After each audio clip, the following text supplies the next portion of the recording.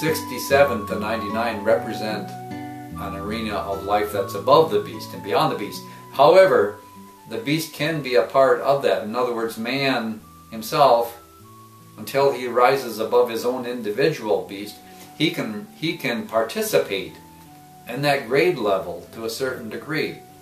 And so we have false gods. So those who were false gods, they were very high up in the grade as far as grade of service goes. They could be 99, 98, 97, 95, all that. They could be up there pretty high in grade and yet not be capable of emancipation into etheria, because they hadn't transcended yet a part of the beast that was within themselves. Well, the first 33 then is essentially the subjectivity of man, and the next 33 is the objective part of man, and working in the group. And then the third group of 33 has to do with the synthesis, actually, of the first two, but also in a greater context, in the context of community rather than family. Now we brought up those three grade groups because those three grade groups are represented by those gans, those gad gans. Gad means God in an older language, and gan means man, as we know from the Tao Te Ching, number 12. So the gad gans are God. They're men God. They're self gods. They haven't overcome that beast aspect of it, and that's why they're portrayed as beasts. Now we talked about the totem with the Gautamans, and how a beast would have certain features, certain characteristics, and how the Chinese would emulate some of these characteristics. Well, the lowest grade, that first group of 33, is actually represented by the Baog Gan. The Baog Gan. Now the Baog, a person doesn't have to be a god in order to be in these categories if they have that beast within them, if they themselves are expressing the beast of that particular milieu, which could be the first 33 or the second group of 33 or the third group of 33. And so the Baog Gan is essentially deals with the individuals, the individual, and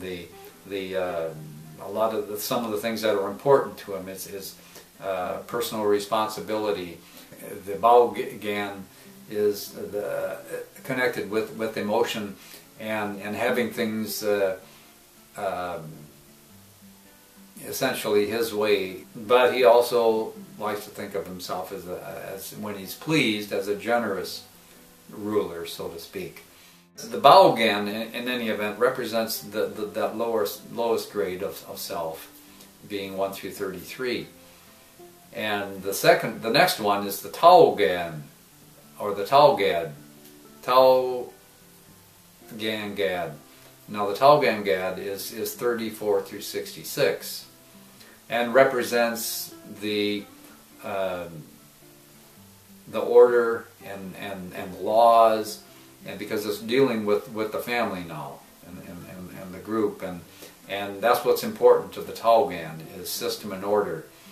And you have to have certain things go certain ways, and you got to have laws, and you have to go by the book and so forth, and that's Tao Gan.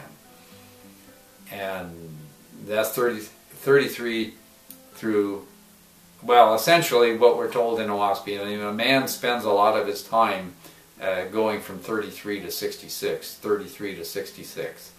That's essentially the spread, more or less, of mankind. Is they will rise and fall in between those particulars, because what happens at 50, which is halfway in between, is 50, recall, as serving others 50% of the time and self 50% of the time. And above grade 50, you're serving others more than you're serving self. Well, you can be serving others 66% of the time and yourself only 1/3 of the time as a Tao Gan. Or you can be all the way back down to 1/3 of the time serving others and 66% of the time serving self, which is touching down on the Baogan. That's the highest that the Baogan can get to. The second one, the Taogan, then looks for system and order and needs to have protocol and has to have... Now, not that system and order and protocol and all these things are bad, and not that emotion itself is bad or anything like this, but we're looking at the beastly aspect of this, at how the beast works. And we know how the beast works out in the world out there, in corporea and out in the wild, and you have hierarchy and you have pecking order, and you have a decision maker who makes the decision and enforces it if need be.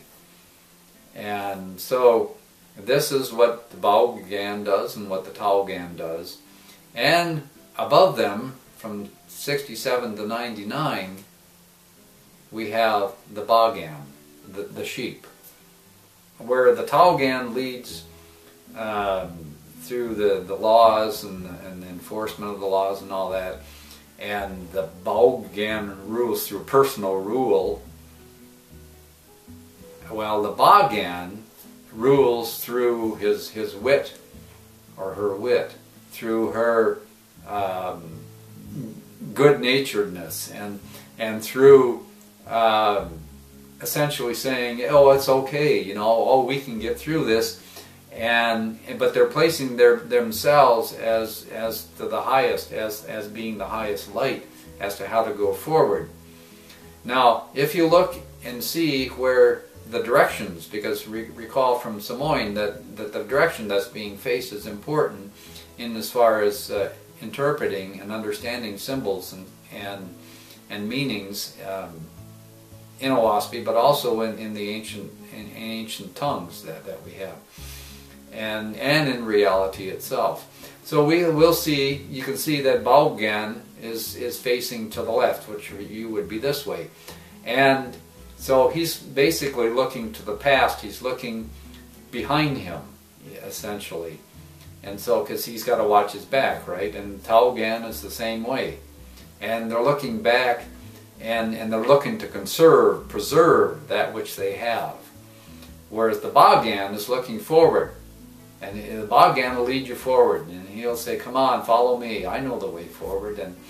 And he basically rules with a velvet glove, but an iron fist in a velvet glove, because the Bagan, although he loathes violence, he will use it. He will use force to but not that he does it himself. He'll generally delegate that to a Taogan or to a Baogan to go and do for him. And nevertheless, those are essentially the three beastly types of iods. Now, iod is the third row, the beginning of the third row, the synthesis of all the beasts. Recall, number third condition is synthesis, and the third row starts with number 23, which in this particular case, in the tablet of the beast, we could say, might be somewhat appropriate name for this tablet, but that's the tablet of Bienei. And the synthesis then of the beast, the foundation of that rests with the iod, with the god. And it's going to be, and his style of leadership will be one of those three, depending upon his grade.